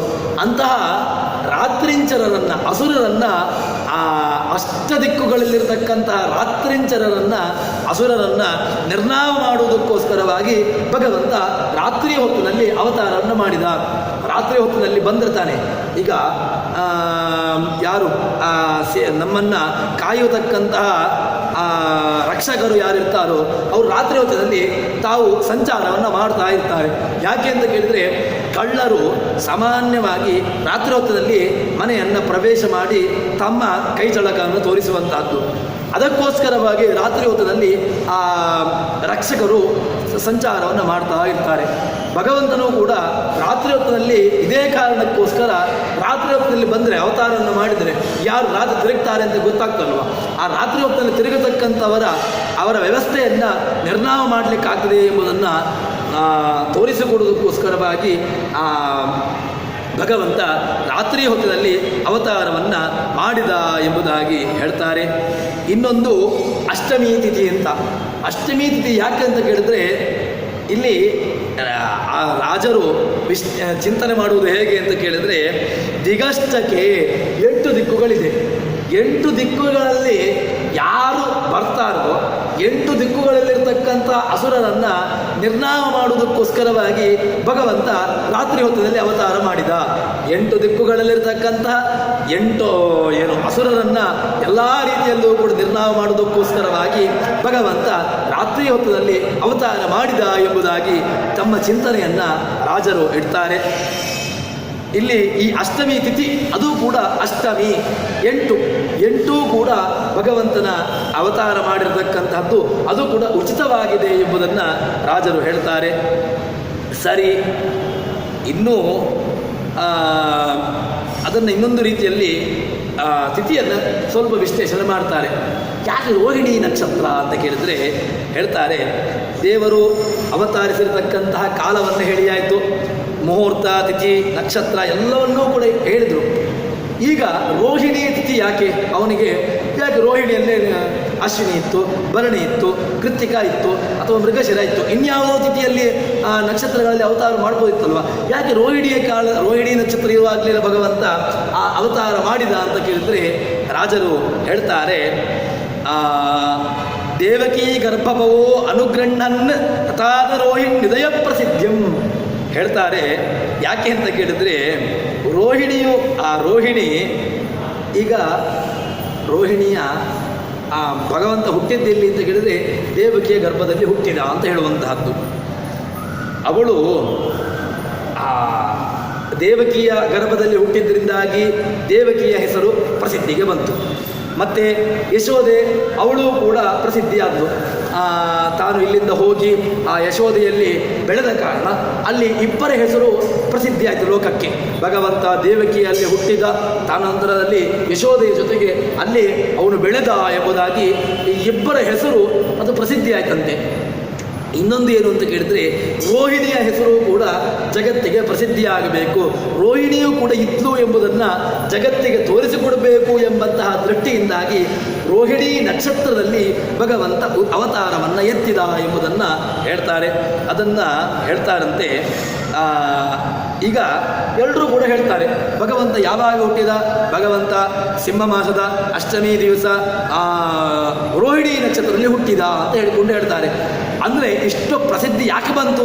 ಭಗವಂತ ರೋಹಿಣಿ ನಕ್ಷತ್ರದಲ್ಲಿ ಹುಟ್ಟಿದ್ರಿಂದಾಗಿ ಅದು ಪ್ರಸಿದ್ಧಿಗೆ ಬಂತು. ಇನ್ನೊಂದು ದೇವಕಿ, ಭಗವಂತ ಯಶೋದೆಯ ಸುತ ಅಥವಾ ದೇವಕಿಯ ಸುತ, ಹೀಗೆ ಬೇಕಾದಷ್ಟು ಪ್ರಸಿದ್ಧಿಗಳಿದೆ. ಅದೆಲ್ಲ ಹೇಗೆ ಅಂತ ಕೇಳಿದರೆ ಕೇವಲ ವ್ಯವಹಾರ. ಭಗವಂತ ಯಾರ ಮಗನೂ ಅಲ್ಲ, ಭಗವಂತನಿಗೆ ತಂದೆ ಇಲ್ಲ, ತಾಯಿ ಇಲ್ಲ. ಯಾವುದೇ ರೀತಿಯಾಗಿರ್ತಕ್ಕಂತಹ ತಂದೆ ತಾಯಿಗಳು ಇಲ್ಲದೇ ಇರತಕ್ಕಂಥವನು ಯಾರು ಕೇಳಿದ್ರೆ ಅವನು ಅಯೋನಿಜ ಭಗವಂತ. ಆ ಭಗವಂತ ಮತ್ತೆ ಏನು ದೇವಕಿಯ ಸುತ, ಯಶೋದೆಯ ಸುತ ಮಗ ಅಂತ ಹೇಳಿದ್ರೆ ಕೇವಲ ವ್ಯವಹಾರ. ರೋಹಿಣಿ ನಕ್ಷತ್ರದಲ್ಲಿ ಹುಟ್ಟಿ ಆ ರೋಹಿಣಿಗೂ ಕೂಡ ಜಗತ್ತಿನಲ್ಲಿ ಒಂದು ಮಾನ್ಯತೆಯನ್ನು ಕೊಟ್ಟದ್ದು ಈ ಕಾರಣದಿಂದಾಗಿ ಎಂಬುದನ್ನು ಹೇಳ್ತಾರೆ. ಈ ರೀತಿಯಾಗಿ ಆ ಚಿಂತನೆಯನ್ನು ತೋರಿಸಿಕೊಡುವುದಕ್ಕೋಸ್ಕರವಾಗಿ ಆ ರೋಹಿಣಿ ನಕ್ಷತ್ರದಲ್ಲಿ ಭಗವಂತ ಹುಟ್ಟಿದ ಅಂತ ಹೇಳ್ತಾರೆ. ಇನ್ನೊಂದು ಹೇಳ್ತಾರೆ, ನಾವು ಒಂದು ವೇಳೆ ಇದನ್ನು ಆ ಮೊದಲಿನ ಪಾದದಲ್ಲಿ ಏನು ಹೇಳ್ತಾರೆ ಅಂತ ಕೇಳಿದ್ರೆ, ಯಶೋದಾಸುತ, ಒಂದು ವೇಳೆ ನಾವು ಯಶೋದೆಯ ಮಗ ಅಥವಾ ದೇವಕಿಯ ಮಗ ಅಂತ ಹೇಳಿಕೊಂಡು ನಾವು ಒಂದು ವೇಳೆ ಅವನನ್ನು ಚಿಂತನೆ ಮಾಡಿ ಅದನ್ನೇ ನಮ್ಮ ಮನಸ್ಸಿನಲ್ಲಿ ಗಟ್ಟಿಪಡಿಸಿದೆವು ಅಂತ ಹೇಳಿದರೆ ನಮಗೆ ಏನಾಗ್ತದೆ ಅಂತ ಕೇಳಿದರೆ, ಭಗವಂತ ಮತ್ತೆ ನಮ್ಮನ್ನೂ ಕೂಡ ಈ ಗರ್ಭವಾಸಕ್ಕೆ ಹಾಕಿಬಿಡ್ತಾನಂತೆ. ಏನಾಯಿತು, ನೀನು ಕೂಡ ಇದೇ ರೀತಿಯಾಗಿ ಗರ್ಭವಾಸವನ್ನು ಅನುಭವಿಸ್ತಾ ಇರುವಂಥ ಅಂದರೆ ಏನಾಯಿತು, ನಾವು ಮತ್ತು ಕೂಡ ತಿರುಗ್ತಾ ಇರಬೇಕಾದಂತಹ ಪ್ರಸಕ್ತಿ. ಅದಕ್ಕೋಸ್ಕರವಾಗಿ ಭಗವಂತ ಈ ರೀತಿಯಾಗಿ ಯಾವ ಕಾಲಕ್ಕೂ ಯಾರ ಮಗನೂ ಅಲ್ಲ, ದೇವಕಿಯ ಮಗನೂ ಅಲ್ಲ, ಯಶೋದೆಯ ಮಗನೂ ಅಲ್ಲ, ರೋಹಿಣಿಯ ಮಗನೂ ಅಂತೂ ಅಲ್ಲವೇ ಅಲ್ಲ. ಮತ್ತೇನು, ಅವರಿಗೆ ಒಂದು ಪ್ರಸಿದ್ಧಿಯನ್ನು ಕೊಡಬೇಕು, ಅವರಿಗೂ ಕೂಡ ಜಗತ್ತಿನಲ್ಲಿ ಮಾನ್ಯತೆಯನ್ನು ಕೊಡಬೇಕು ಎಂಬಂತಹ ದೃಷ್ಟಿಯಿಂದಾಗಿ ಭಗವಂತ ಈ ಒಂದು ನಿಮಿತ್ತವನ್ನಿಟ್ಟುಕೊಂಡು ಹೀಗೆ ಅವತಾರವನ್ನು ಮಾಡಿದ ಎಂಬುದನ್ನು ಚಿಂತನೆ ಮಾಡ್ತಾರೆ ರಾಜರು. ಸರಿ, ತಾನ ರೋಹಿಣಿ ಹೃದಯ ಪ್ರಸಿದ್ಧಿಂ, ಅವಳಿಗೆ ಪ್ರಸಿದ್ಧಿಯನ್ನು ತೋರಿಸಿಕೊಳ್ಳೋಕ್ಕೋಸ್ಕರವಾಗಿ ತಾನು ಅವತಾರವನ್ನು ಮಾಡಿದ ಅಂತ ಹೇಳಿ. ಸರಿ, ಇನ್ನೇನಾಯಿತು ಅಂತ ಕೇಳಿದರೆ ಮತ್ತೆ ಹೇಳ್ತಾರೆ, ಪ್ರಾದುರಭೂತ್ ಕಲಾಭಿಹಿತ ಸಮಾಯ ವ್ಯಯವಾನ್ ಸಚಂದ್ರ. ಈಗ ಭಗವಂತ ಅಷ್ಟಮಿ ತಿಥಿಯಲ್ಲಿ ಅವತಾರ ಮಾಡಿದ. ಇದೀಗ ಕೃಷ್ಣ ಪಕ್ಷ, ಭಗವಂತ ಹುಟ್ಟಿರತಕ್ಕಂತಹದ್ದು ಕೃಷ್ಣ ಪಕ್ಷ. ಕೃಷ್ಣ ಪಕ್ಷ ಅಂತ ಹೇಳಿದರೆ ಆ ಚಂದ್ರದಲ್ಲಿರ್ತಕ್ಕಂತಹ ಕಲೆಗಳು ಅದು ಕಮ್ಮಿ ಆಗ್ತಾ ಹೋಗ್ತಂಥದ್ದು. ಶುಕ್ಲ ಪಕ್ಷ ಆದರೆ ವೃದ್ಧಿ ಆಗ್ತಾ ಹೋಗ್ತದೆ. ಕೃಷ್ಣ ಪಕ್ಷ ಅಂತ ಆದರೆ ಅದು ಹ್ರಾಸ ಆಗ್ತಾ ಹೋಗುವಂತಹದ್ದು ಹೇಳ್ತಾರೆ. ಈಗ ಇಲ್ಲಿ ಚಂದ್ರನಲ್ಲಿ ಕಲೆಗಳು ಅದು ಕಮ್ಮಿ ಆಯಿತು. ಅಂದರೆ ಅಷ್ಟಮಿ ತಿಥಿ ಆದ್ದರಿಂದಾಗಿ ಭಗವಂತನಲ್ಲಿ ಚಂದ್ರನಲ್ಲಿ ಅರ್ಧ ಕಲೆ, ಪೂರ್ಣ ಕಲೆ ಇಲ್ಲ. ಅಷ್ಟಮಿ ತಿಥಿ ಆಗಿದ್ದರಿಂದಾಗಿ ಅಲ್ಲಿ ಅರ್ಧ ಕಲೆಗೆ ಬಂದಿದ್ದಾನೆ. ಇನ್ನು ರಾಜರು ಇದನ್ನು ಹೇಗೆ ಹೇಳ್ತಾರೆ ಅಂತ ಕೇಳಿದರೆ, ಅವನು ಎಲ್ಲರಿಗೂ ಕೂಡ ಉಪಕಾರವನ್ನು ಮಾಡಿದ. ಚಂದ್ರವಂಶದಲ್ಲಿ ಹುಟ್ಟಿದ. ಚಂದ್ರವಂಶದಲ್ಲಿ ಹುಟ್ಟಿದ್ರಿಂದಾಗಿ ಚಂದ್ರನಿಗೆ ಹೆಮ್ಮೆ ಆಯಿತು. ಅವನು ಚಂದ್ರವಂಶದಲ್ಲಿ ಹುಟ್ಟಿ ಚಂದ್ರನಿಗೆ ಕಲೆ ಹ್ರಾಸ ಆಗ್ತಾ ಹೋದರೂ ಕೂಡ ಅಷ್ಟಮಿ ದಿವಸ ಚಂದ್ರವಂಶದಲ್ಲಿ ಹುಟ್ಟಿ ಚಂದ್ರನಿಗೆ ಒಂದು ಹೆಮ್ಮೆ ಬಂತ, ಚಂದ್ರವಂಶದಲ್ಲಿ ಹುಟ್ಟಿದವ ಅಂತ ಹೇಳಿಕೊಂಡು ಅವನ ಹ್ರಾಸವಾಗಿರತಕ್ಕಂತಹ ಕಲೆ ಭಗವಂತ ಹುಟ್ಟಿದ್ರಿಂದಾಗಿ ಅಲ್ಲಿ ಪೂರ್ಣವಾಯಿತು. ಇದು ಒಂದು ರೀತಿಯಾಗಿರ್ತಕ್ಕಂತಹದ್ದು. ಇನ್ನು ಭಗವಂತನ ಮೂಲ ಪುರುಷ ಯಾರು, ಭಗವಂತನ ವಂಶದ ಮೂಲ ಪುರುಷ ಯಾರು ಅಂತ ಕೇಳಿದ್ರೆ ವಂಶದಲ್ಲಿ ಬಂದವ ಕೃಷ್ಣ ಅಂತ ಹೇಳಿಕೊಂಡು ಹೇಳ್ತಾರೆ. ಇದರಿಂದಾಗಿ ಆ ಚಂದ್ರನಲ್ಲಿರ್ತಕ್ಕಂತಹ ಕಲೆಗಳು ಅದು ಕಮ್ಮಿ ಆದರೂ ಕೂಡ ಒಂದು ರೀತಿಯಾಗಿ ಪೂರ್ಣ ಅಂತ ಅನಿಸಿಕೊಂಡಿತು. ಇನ್ನೊಂದು ಏನು ಅಂತ ಕೇಳಿದರೆ, ಭಗವಂತ ಹುಟ್ಟಿದ ಅಂತ ಹೇಳುವಾಗ ಚಂದ್ರನ ನೋಡಿ ಭಗವಂತ ಚಂದ್ರನನ್ನು ಕೂಡ ಹೊಗಳ್ತಾ ಇದ್ರಂತೆ. ಯಾಕೆ ಅಂತ ಕೇಳಿದ್ರೆ, ಚಂದ್ರನೂ ಕೂಡ ಭಗವಂತ ಹುಟ್ಟಿದ್ರಿಂದಾಗಿ ಚಂದ್ರನಿಗೆ ಅವನಲ್ಲಿ ಆಹ್ಲಾದಕತ್ವ ಅಥವಾ ಅವನಲ್ಲಿ ಪೂರ್ಣತೆ ಬಂದಿರತಕ್ಕಂಥದ್ದು. ಇದರಿಂದಾಗಿ ನನ್ನನ್ನೂ ಕೂಡ ಜಗತ್ತಿನಲ್ಲಿ ಜನಗಳು ನನ್ನನ್ನು ನೋಡ್ತಾ ಇದ್ದಾರಲ್ವ, ನನ್ನನ್ನು ಹೊಗಳ್ತಾ ಇದ್ದಾರೆ ಎಂಬುದಾಗಿ ಆ ಚಂದ್ರನಿಗೂ ಕೂಡ ಭಗವಂತ ಹೊಗಳಿಕೆಯನ್ನು ಕೊಟ್ಟ ಎಂಬುದನ್ನು ವಾದಿರಾಜರು ಇದನ್ನು ಹೇಳ್ತಾರೆ. ತದನಂತರದಲ್ಲಿ ಹೇಗೆ ಅಂತ ಕೇಳಿದ್ರೆ, ಇನ್ನೊಂದು ಅವನಿಗೆ ಸ್ವಲ್ಪ ಬೇಜಾರು ಆಯ್ತಂತೆ. ಯಾಕೆ ಅಂತ ಕೇಳಿದರೆ, ರಾಜರು ಹೇಳ್ತಾರೆ, ಭಗವಂತ ಹುಟ್ಟಿದ ಮೇಲೆ ಈ ಕೃಷ್ಣನ ಮುಖ ಇದೆಯಲ್ವ, ಇದು ಮೊದಲಿಗೆ ಎಲ್ಲರೂ ಕೂಡ ಚಂದ್ರನಂದೇ ಮುಖ ಅಂತ ಹೇಳ್ತಾ ಇದ್ರು. ಕೃಷ್ಣ ಹುಟ್ಟಿದ ಮೇಲೆ ಈ ಮುಖವನ್ನು ನೋಡಬೇಕು, ಇದರ ಬದಲು ಚಂದ್ರನೂ ಕೂಡ ಏನೂ ಇಲ್ಲ ಅಂತ ಹೇಳಿಕೊಂಡು ಚಂದ್ರನನ್ನೂ ಕೂಡ ತಿರಸ್ಕರಿಸಲಿಕ್ಕೆ ಶುರು ಮಾಡಿದ್ರಂತೆ. ಈ ಕೃಷ್ಣ ಹುಟ್ಟಿ ಆರಂಭದಲ್ಲಿ ನನ್ನನ್ನು ಸ್ವಲ್ಪ ಮೇಲಕ್ಕೆ ಏರಿಸಿದರೂ ಕೂಡ ಇವನು ಮತ್ತೆ ಹುಟ್ಟಿ ನನ್ನನ್ನು ಜನರು ತಿರಸ್ಕರಿಸುವಂತೆ ಮಾಡಿದ ಎಂಬುದಾಗಿ ಸ್ವಲ್ಪ ವ್ಯಥೆ ಆಗಲಿಕ್ಕೆ ಶುರುವಾಯಿತಂತೆ. ಈ ಕಾರಣದಿಂದಾಗಿ ಅವನಲ್ಲಿರ್ತಕ್ಕಂತಹ 7 ಕಲೆಗಳು ನಷ್ಟವಾಯಿತಂತೆ. ಈ ರಾಜರು ಈ ಎರಡನ್ನೂ ಕೂಡ ಹೇಳ್ತಾರೆ. ಚಂದ್ರನ ಪೂರ್ಣತೆಯನ್ನು ಹೇಳಿದಾಗಾಯಿತು. ಚಂದ್ರನಲ್ಲಿ ಅರ್ಧ ಕಲೆ ಯಾಕೆ ಬಂತು ಅಂತ ಕೇಳಿದರೆ, ಭಗವಂತ ಹುಟ್ಟಿದ ಮೇಲೆ ಅವನು ಎಲ್ಲರೂ ಕೂಡ ಈ ಮಗುವನ್ನೇ ಹೊಗಳ್ತಾ ಇದ್ರು. ಮಗುವನ್ನೇ ಹೊಗಳಿದ್ರಿಂದಾಗಿ ಏನಾಯಿತು, ಭಗವಂತನಿರತಕ್ಕಂಥ ಅಷ್ಟು ಕಲೆಗಳು ಕಮ್ಮಿ ಆಯಿತು. ಅಂದರೆ ಏನಾಯಿತು, ಈ ಮಗುವಿನಲ್ಲಿ ಈ ಮಗುವಿನಂತೆ ಎಲ್ಲ ಮುಖಗಳಿದೆ ಅಂತ ಹೇಳಿಕೊಂಡು ಈ ಮಗುವನ್ನೇ ದೃಷ್ಟಾಂತವನ್ನಾಗಿ ಹೇಳಲಿಕ್ಕೆ ಶುರು ಮಾಡಿದರು. ಅದಕ್ಕೋಸ್ಕರವಾಗಿ ಈ ಒಂದು ಬೇಜಾರಿನಿಂದಾಗಿ ಖಿನ್ನತೆಗೆ ಒಳಗಾಗಿ ಚಂದ್ರ ಅರ್ಧವಾಗಿ ಗೋಚರಿಸಿದ, ಅಷ್ಟಮಿ ದಿವಸ ತಾನು ಅರ್ಧವಾಗಿ ಗೋಚರಿಸಿದ ಎಂಬುದನ್ನು ರಾಜರು ಹೇಳ್ತಾರೆ. ಸರಿ, ಇನ್ನೊಂದು ರೀತಿಯಲ್ಲಿ ಹೇಳ್ತಾರೆ, ಈಗ ಸರಿ ಅವನಿಗೆ ಭಗವಂತನಿಗೆ ಅವನ ಮುಖ ಚೆನ್ನಾಗಿದೆ, ಹೌದು, ಇದು ಅವನಿಗೇನು ಬೇಜಾರಿಲ್ಲ. ಆದರೆ ಅದಕ್ಕಿಂತಲೂ ಕೂಡ ಏನು ಅಂತ ಕೇಳಿದ್ರೆ, ನನ್ನ ವಂಶದಲ್ಲಿ ಭಗವಂತ ಹುಟ್ಟಿದಲ್ವ, ಚಂದ್ರವಂಶದಲ್ಲಿ ಬಂದವ ಭಗವಂತ, ಎಲ್ಲಿ ಅವತಾರವನ್ನು ಮಾಡಿದ್ದು ಚಂದ್ರವಂಶದಲ್ಲಿ ಬಂದವ ಅಂತ ಹೇಳಿಕೊಂಡು ಅಷ್ಟಾದರೂ ನನ್ನನ್ನು ಹೇಳ್ತಾರಲ್ವ ಅಂತ ಹೇಳಿಕೊಂಡು ಒಂದು ರೀತಿಯಾಗಿ ಅವನಿಗೆ ತೃಪ್ತಿಪಟ್ಟಂತೆ ಚಂದ್ರ. ಇನ್ನು ಇದರಿಂದ ಏನಾಯಿತು, ಅಷ್ಟಕಲೆ ಕಮ್ಮಿ ಆಯ್ತಲ್ಲ, ಅಷ್ಟಕಲೆ ಉಂಟು ಅಂತ ಆಯಿತು. ನಮ್ಮಲ್ಲಿ ನಾವು ಹೇಗೆ ಅಂತ ಹೇಳಿದರೆ ಇದರ ಇನ್ನೊಂದು ಚಿಂತನೆ, ನಾವು ಯಾವತ್ತೂ ಕೂಡ ನಮ್ಮಲ್ಲಿ ಇಲ್ಲದಕ್ಕೆ ನಾವು ಬೇಸರವನ್ನು ಪಡಬಾರ್ದು. ನಮಗೆ ಅದಿಲ್ಲ ಇದಿಲ್ಲ, ನಮಗೆ ಸಂಪತ್ತಿಲ್ಲ, ಸುಖ ಏನು ನನಗೆ ಅದಿಲ್ಲ, ನನಗೆ ಬೇಕಾಗಿರತಕ್ಕಂತಹ ಏನೂ ಇಲ್ಲ ಅಂತ ಹೇಳೋದಕ್ಕಿಂತ ನನಗೆ ಏನಿದೆ ಅದರಲ್ಲಿ ನಾನು ಯಾವತ್ತೂ ಕೂಡ ತೃಪ್ತಿಯನ್ನು ಪಡ್ಕೊಳ್ಳಬೇಕು. ನಮಗೆ ರಾಜರು ಹೇಳ್ತಾರೆ, ಚಂದ್ರ ಇದನ್ನು ಕಲ್ತುಕೊಂಡಂತೆ ಏನು ಅಂತ ಕೇಳಿದರೆ, ನನ್ನ ವಂಶದಲ್ಲೇ ಹುಟ್ಟಿದಲ್ವ, ಅದರಿಂದ ನನಗೆ ತುಂಬ ತೃಪ್ತಿ ಇದೆ, ಅದಕ್ಕೋಸ್ಕರವಾಗಿ ನನಗೆ ಅರ್ಧ ಕಾಲ ಕಮ್ಮಿ ಆದರೂ ಪರವಾಗಿಲ್ಲ ಎಂಬುದಾಗಿ ಆ ಚಂದ್ರ ತೃಪ್ತಿಯನ್ನು ಪಟ್ಟುಕೊಂಡ ಅಂತ ಹೇಳ್ತಾರೆ. ಇನ್ನೊಂದು ಅದೇ ಹೇಳ್ತಾರೆ, ನಮಗೆ ಏನಿಲ್ಲ, ನನಗೆ ದೇವರು ಏನೂ ಕೊಡಲಿಲ್ಲ ಅಂತ ಹೇಳಿಕೊಂಡು ಒದ್ದಾಡುವುದಕ್ಕಿಂತ ಒಳ್ಳೆಯ ದೇಹವನ್ನು ಕೊಟ್ಟಿದ್ದಾನೆ, ಸಾಧನಾ ಶರೀರವನ್ನು ಕೊಟ್ಟಿದ್ದಾನೆ. ಈ ರೀತಿಯಾಗಿ ನನಗೆ ಸಾಧನೆಯನ್ನು ಮಾಡುವುದಕ್ಕೋಸ್ಕರವಾಗಿ ಅಂಗಸೌಷ್ಠವ, ನಮಗೆ ಈ ಅಂಗಸೌಷ್ಠವ ಗೊತ್ತಾಗಬೇಕು ಅಂತ ಹೇಳಿದರೆ ಯಾರಲ್ಲಿ ಅಂಗಸೌಷ್ಠವಗಳಿಲ್ಲವೋ ಅವರಲ್ಲಿ ನೋಡಬೇಕು ಒಂದು ಸಲ. ಕಣ್ಣಿಲ್ಲದವರು, ಕಾಲಿಲ್ಲದವರು, ಕೈಯಿಲ್ಲದವರು ಇವರನ್ನು ನೋಡಿದಾಗ ನಮಗೆ ಅನಿಸ್ತದೆ, ಭಗವಂತ ನಮಗೆ ಎಲ್ಲವನ್ನೂ ನೀಡಿದ್ದಾನೆ, ಇನ್ನೇನು ಕೊಡಲಿಕ್ಕೆ ಬೇಕಾಗಿಲ್ಲ, ಏನೂ ಬೇಡ. ಭಗವಂತ ನಮ್ಮಲ್ಲಿರ್ತಕ್ಕಂಥ ಒಂದು ನರವನ್ನು ಏನೋ ವ್ಯತ್ಯಾಸ ಮಾಡಿ ಅದರ ಕನೆಕ್ಷನ್ ತೆಗೆದು ಬಿಟ್ಟರೆ ಏನಿಲ್ಲ, ಏನೂ ಮಾತಾಡಲಿಕ್ಕಿಲ್ಲ, ಮಾತಾಡಲಿಕ್ಕಿಲ್ಲ, ನೋಡಲಿಕ್ಕಿಲ್ಲ. ಇಂತಹ ಸ್ಥಿತಿಯನ್ನು ನಮಗೆ ಬರ್ಬೋದು. ಆದರೆ ನಾವು ಏನು ಮಾಡ್ತೇವೆ ಅಂತ ಹೇಳಿದ್ರೆ, ಇಲ್ಲ ಎಂಬಲ್ಲಿಯೇ ಕೊರಗ್ತಾ ಹೋಗ್ತೇವೆ ಹೊರತು ಉಂಟು ಅಂತ ಯಾವ ಕಾಲಕ್ಕೂ ಚಿಂತನೆ ಮಾಡುವುದಿಲ್ಲ. ಚಂದ್ರನನ್ನು ರಾಜರು ಹೇಳ್ತಾರೆ, ಚಂದ್ರ ಇದನ್ನು ನಮಗೆ ಕಲಿಸಿದ. ಚಂದ್ರನ ನೋಡಿ ಏನು ಕಲಿಬೇಕು ಅಂತ ಹೇಳಿದ್ರೆ, ಅವನು ಎಲ್ಲವನ್ನೂ ಕೂಡ ತೃಪ್ತಿಪಟ್ಟು ತನಗೆ ಭಗವಂತ ತನ್ನ ವಂಶದಲ್ಲಿ ಹುಟ್ಟಿ ತಾನು ವಿಶಿಷ್ಟನಾದೆ ಎಂಬಂತಹ ಅಂಶವನ್ನು ಕಲಿಬೇಕು ಎಂಬುದಾಗಿ ಇದನ್ನು ಈ ರೀತಿಯಾಗಿ ನಾವು ತಿಳ್ಕೊಳ್ಬೇಕು ಎಂಬುದನ್ನು ರಾಜರು ನಮ್ಮ ಮುಂದೆ ಇಡ್ತಾರೆ. ಸರಿ, ಹುಟ್ಟಿದ ಭಗವಂತ ಹುಟ್ಟಿದಾಗ ಏನಾಯಿತು ಅಂತ ಕೇಳಿದ್ರೆ, ಗಂಧರ್ವಗಣ ಜಗು ತಿಲೋತ್ತಮಾದ್ಯಾಹ ನೃತು ಸ್ವಗೀತನಾಟ್ಯೇನ ವಿಜೇಷ್ಯಮಾಣಂ ತಮಾತ್ಮಸಾತ್ ಕರ್ತುಮಿಮಾಶು ಬಾಲ್ಯೇ. ಎಲ್ಲರೂ ಕೂಡ ಆ ನಟನ, ನೃತ್ಯ, ಗಾಯನ ಎಲ್ಲವನ್ನೂ ಕೂಡ ಮಾಡಿದರು ಎಂಬುದನ್ನು ಹೇಳ್ತಾರೆ. ಯಾರೆಲ್ಲ ಅಂತ ಕೇಳಿದ್ರೆ, ಗಂಧರ್ವರು ಹಾಡಲಿಕ್ಕೇನೆ ಇರುವವರು.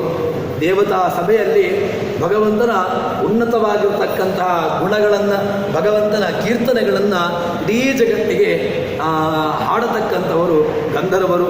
ಅವರು ಹಾಡಿದರು ಎಂಬುದಾಗಿ ಹೇಳ್ತಾರೆ. ಸರಿ, ಅಪ್ಸರಾ ಸ್ತ್ರೀಯರು, ಅವರು ತಿಲೋತ್ತಮ, ರಂಭಾ, ಇವರೆಲ್ಲರೂ ಕೂಡ ರಂಭಾದಿ ಎಲ್ಲ ಅಪ್ಸರಾ ಸ್ತ್ರೀಯರು ಏನು ಮಾಡಿದರು ಅಂತ ಕೇಳಿದ್ರೆ, ಅವರು ಪೂರ್ಣವಾಗಿ ಆ ಭಗವಂತನನ್ನು ನಾಟ್ಯವನ್ನು ಮಾಡುವ ಮೂಲಕವಾಗಿ ಅವರು ತಮ್ಮ ಭಗವಂತನ ಹುಟ್ಟುವಿಕೆಯನ್ನು ಆನಂದ ಪಟ್ಟರು ಎಂಬುದನ್ನು ಹೇಳ್ತಾರೆ. ಸರಿ, ಇನ್ನೇನು ಅಂತ ಕೇಳಿದ್ರೆ, ಕೃಷ್ಣ ಇವರ ಎಲ್ಲರದ್ದು ಕೂಡ ಇವರ ನಾಟ್ಯ ಅಥವಾ ಇವರ ಯಾವುದೇ ಆಗಲಿ ಸ್ವಗೀತನಾಟ್ಯೇನ ಭಗವಂತ ತನ್ನ ನೃತ್ಯದಿಂದಾಗಿ, ತನ್ನ ಕೊಳಲೆ ನಾದದಿಂದಾಗಿ ಇವರಿಗೆಲ್ಲರನ್ನೂ ಕೂಡ ಸೋಲಿಸತಕ್ಕಂತಹ ಸಾಮರ್ಥ್ಯ ಭಗವಂತನಿಗಿದೆ.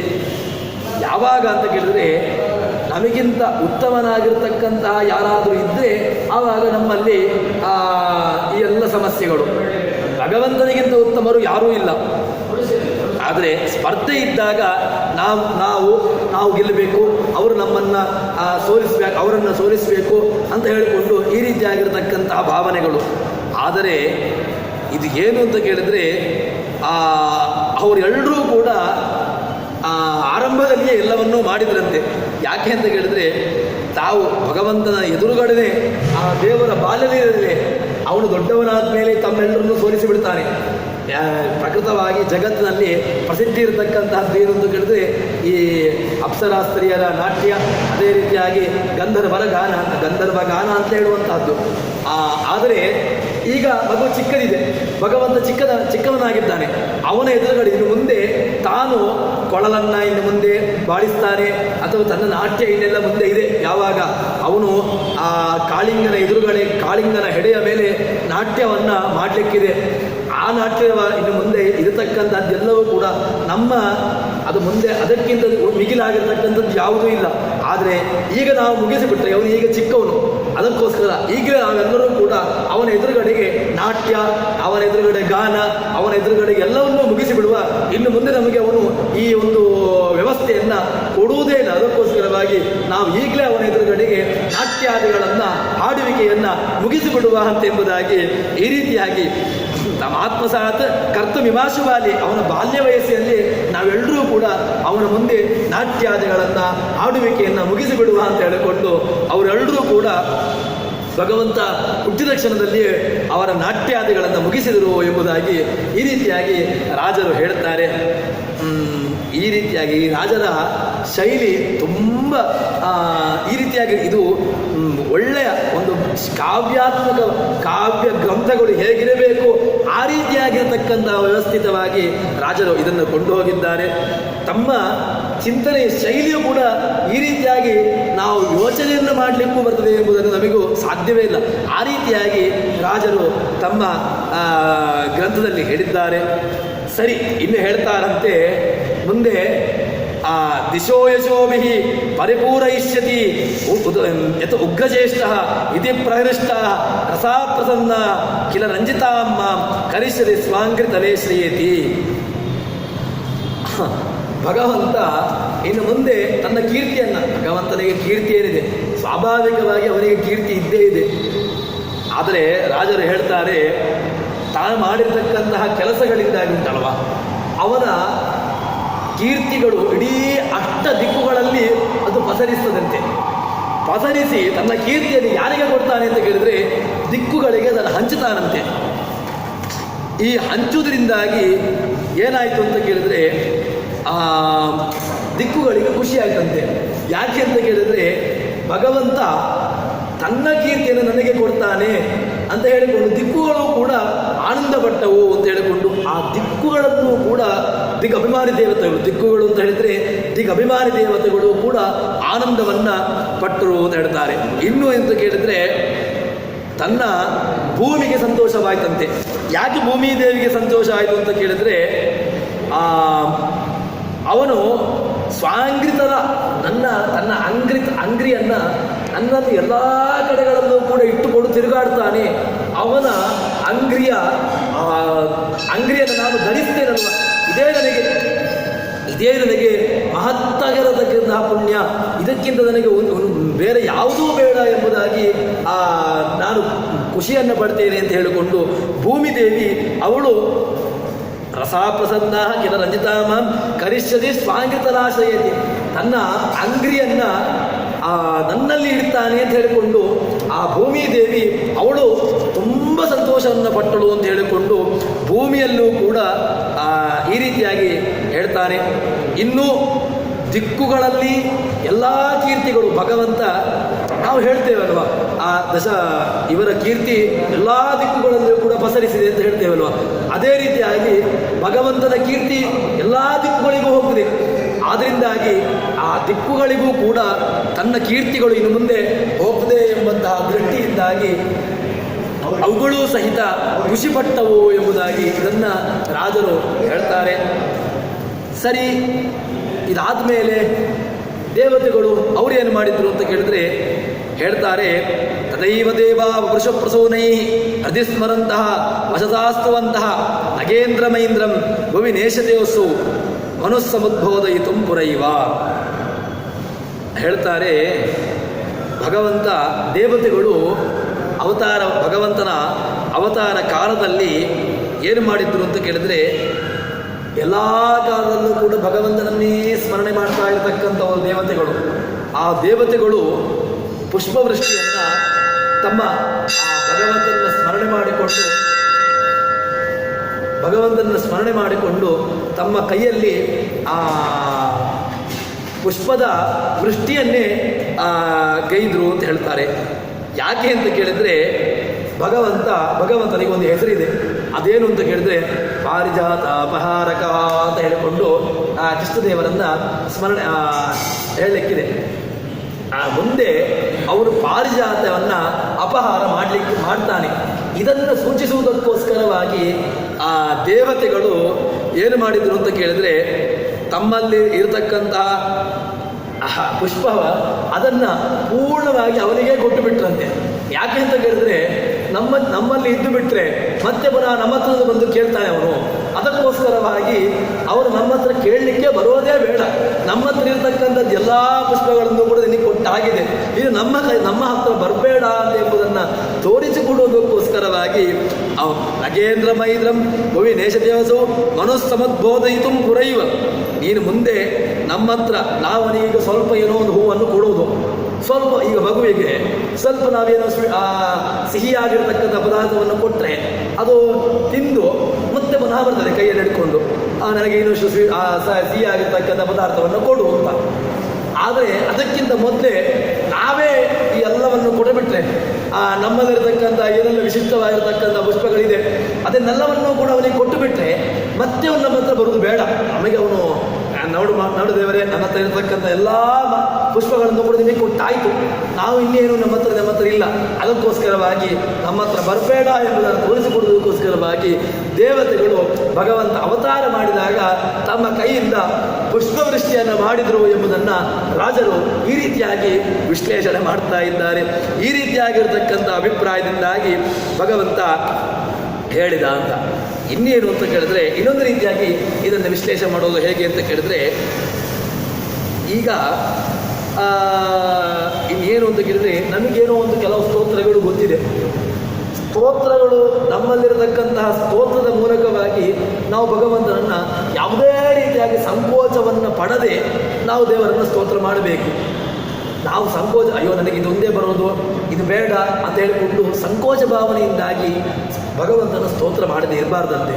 ಮತ್ತೇನು ಅಂತ ಕೇಳಿದ್ರೆ, ನಮಗೆ ಯಾವುದು ಗೊತ್ತಿದೆ, ಭಗವಂತನ ಒಂದು ನಾಮಧೇಯ ಗೊತ್ತಿದೆಯೋ ಅದರಿಂದ ದೇವರನ್ನು ಕೊಂಡಾಡುವಂತಹದ್ದು, ಅಥವಾ ಇನ್ನೇ ಥರ ಯಾವುದು ಗೊತ್ತಿದೆ ಅದರ ಮೂಲಕವಾಗಿ ಭಗವಂತನನ್ನು ಕೊಂಡಾಡಬೇಕು. ಹೀಗೆ ಸ್ತೋತ್ರವನ್ನು ಮಾಡಿದಾಗ ಏನಾಗ್ತದೆ ಅಂತ ಹೇಳಿದ್ರೆ, ಭಗವಂತ ಸಹಜವಾಗಿ ನಮ್ಮಿಂದ ಸ್ತೋತ್ರವನ್ನು ಮತ್ತೆ ಪುನಃ ಮಾಡಿಸ್ತಾನೆ. ಹೇಗೆ ಅಂತ ಕೇಳಿದ್ರೆ, ಅದನ್ನು ಈ ರೀತಿಯಾಗಿ ಈ ಚಿಂತನೆಯಿಂದಾಗಿ ಅಂದರೆ ಏನಾಯಿತು, ದೇವತೆಗಳು ತಮ್ಮದಿರತಕ್ಕಂಥ ಎಲ್ಲ ಪುಷ್ಪಗಳನ್ನು ಕೊಟ್ಟರು. ಯಾಕೆ? ಇನ್ನು ಮುಂದೆ ನಮ್ಮಲ್ಲಿಲ್ಲ ಅಂದರೆ ಇನ್ನು ಮುಂದೆ ನಮ್ಮ ಹತ್ರ ಬರಬಾರ್ದು ಅಲ್ವಾ, ಅದಕ್ಕೋಸ್ಕರವಾಗಿ ತಾವು ಎಲ್ಲವನ್ನು ನೀಡಿದರು ಅಂತ ಹೇಳ್ತಾರೆ. ಹಾಗೆಯೇ ತಮ್ಮಲ್ಲಿ ದೇವತೆಗಳು ಭಗವಂತ ನಮಗೇನು ಗೊತ್ತಿದೆ ಅದನ್ನು ನಾವು ಭಗವಂತನ ಮುಂದೆ ಸ್ತೋತ್ರಾದಿಗಳನ್ನು, ನೃತ್ಯವನ್ನು ಅಥವಾ ಗಾಯನವನ್ನು ಮಾಡಿದೆವು ಅಂತ ಹೇಳಿದ್ರೆ ಅದರಿಂದ ಇನ್ನಷ್ಟು ನಮ್ಮ ಮೂಲಕವಾಗಿ ಭಗವಂತ ನಮ್ಮಿಂದ ಇನ್ನಷ್ಟು ಹೇಳುವಂತೆ ಆಡಿಸ್ತಾನೆ ಅಥವಾ ಅಧ್ಯಯನವನ್ನು ಆಡಿಸ್ತಾನೆ ಎಂಬುದಾಗಿ ಈ ಚಿಂತನೆಯಲ್ಲಿ ಚಿಂತನೆ ಇದೆ ಎಂಬುದನ್ನು ಹೇಳ್ತಾರೆ. ಸರಿ, ಈಗ ಭಗವಂತನಿಗೆ ವಾಸುದೇವ ಅಂತ ಹೆಸರಿದೆ. ಆ ವಾಸುದೇವ ಹೆಸರಿನ ವಿಮರ್ಶೆಯನ್ನು ಮಾಡ್ತಾ ಇರುತ್ತೆ. ಯಾಕೆ ಅಂತ ಕೇಳಿದರೆ, ಪುತ್ರತ್ವಾದಿವ ವಾಸುದೇವ ಪದವಿ ಯದ್ಯಸ್ಯ ಪೌರೇತುದ ಅಪುತ್ರತ್ವಾಕೃತಾಸ್ತು ಸೇತಿ ವಸವೋ ದೇವಾಶ್ಚ ದೃಷ್ಟಾ ಧ್ರುವಂ ಯದ್ಯಾಸ್ಯಾನಕದುಂದುಭಿ ಇಷ್ಟಶುಷ್ಟ ಸೋಸ್ಮಾಕಮೇವಂ ಶಿಶು ತರ್ಹಿ ತ್ಯಾನಕದುಂದುಭಿ ಧ್ವನಿರಭೂತ್ ವ್ಯೋಮ್ನಿ ಸ್ವಯಂಭೂದಯೇ. ರಾಯಜರು ಹೇಳ್ತಾರೆ, ವಾಸುದೇವ ಅಂತ ಹೆಸರಿದೆ, ಯಾಕೆ ಅವನಿಗೆ ವಾಸುದೇವ ಅಂತ ಹೆಸರು ಅಂತ ಕೇಳಿದ್ರೆ, ಒಂದು ನಾವು ನೋಡಿದೆವು, ವಾಸನಾತ್ ವಾಸುದೇವೋಸಿ ವಾಸಿತಂ ಭುವನತ್ರಯಂ ಸರ್ವಭೂತ ನಿವಾಸೋಸಿ ವಾಸುದೇವ ನಮೋಸತೆ ಅಂತ ಭಗವಂತ ಇಡೀ ಜಗತ್ತಿಗೆ ವಾಸನಾದ್ ವಾಸುದೇವೋಸಿ, ಇಡೀ ಜಗತ್ತನ್ನು ಭಗವಂತ ಆಶ್ರಯಿಸಿಕೊಂಡಿದ್ದಾನೆ. ಭಗವಂತ ವ್ಯಾಪ್ತವಾಗಿ ಈ ಭಗವಂತ ಜಗತ್ತಿನಲ್ಲಿದ್ದಾನೆ. ಅದಕ್ಕೋಸ್ಕರವಾಗಿ ಭಗವಂತನಿಗೆ ವಾಸುದೇವ ಅಂತ ಹೆಸರು. ಇನ್ನೊಂದು ರೀತಿಯಾಗಿ ಇದನ್ನು ವಿಮರ್ಶೆ ಮಾಡ್ತಾರೆ. ವಾಸುದೇವ ಭಗವಂತನಿಗೆ ಸೃಷ್ಟಿ ಇಲ್ಲ, ಭಗವಂತ ಸೃಷ್ಟಿ ಮಾಡ್ತಾನೆ ಹೊರತು ಭಗವಂತನಿಗೆ ಯಾವ ಕಾಲಕ್ಕೂ ಸೃಷ್ಟಿ ಇಲ್ಲ. ಸರಿ, ವಾಸುದೇವನ ಮಗನಾದ್ರಿಂದಾಗಿ ವಸುದೇವ ಅಂತ ಹೇಳ್ತೀರಾ? ಕೇವಲ ಇಷ್ಟರಿಂದ ಮಾತ್ರ ಹೇಳಲಿಕ್ಕಾಗೋದಿಲ್ಲ. ಯಾಕೆ ಅಂತ ಕೇಳಿದ್ರೆ, ವಾಸುದೇವನ ಮಗನಾದ್ರಿಂದಾಗಿ ವಾಸುದೇವ ಅಂತ ಹೇಳ್ತೀರಿ ಅಂತಾದರೆ ಅದು ದೇವಕಿಯ ಪತಿಯಾಗಿ ಅವನು ದೇವಕಿಯ ಪತಿಯಾಗಿದ್ದಾನೆ ವಾಸುದೇವ ಅಂತ ಹೇಳಿಕೊಂಡು ಆ ರೀತಿಯಾಗಿ ವಿಮರ್ಶೆಯನ್ನು ಮಾಡ್ಬೋದಲ್ವಾ?